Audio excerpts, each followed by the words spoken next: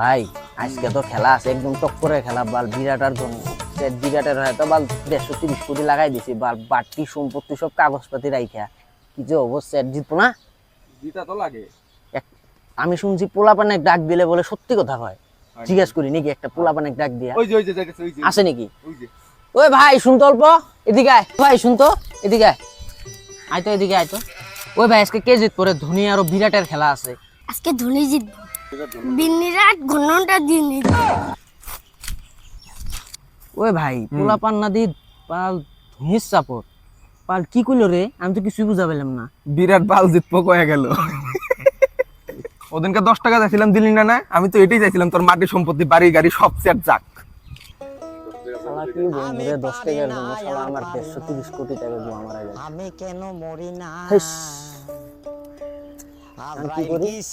কামলা খাটা লাগবো, সেটা এখন যায় না। বাল।